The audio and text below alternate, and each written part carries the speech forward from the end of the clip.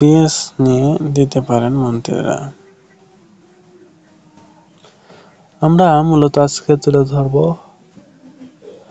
নতুন কিছু তথ্য, যেগুলো শুনলে অবাক হবেন। তাই এই চ্যানেলে যারা নতুন আছেন, ভিডিওটিতে একটি লাইক দিয়ে চ্যানেলটি অবশ্যই সাবস্ক্রাইব করবেন, এটুকুই মূলত আমাদের অনুরোধ।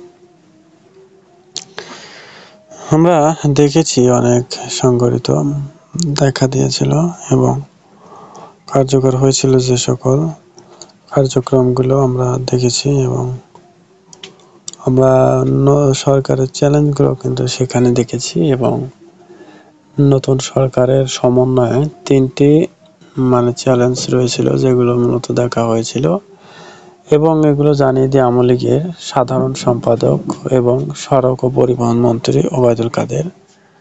এগুলো কিন্তু অবশ্যই আপনারা বুঝতে পারছেন, এন্ড এগুলোর সাথে আপনাদের আমরা ঘুরে নিয়ে যাই।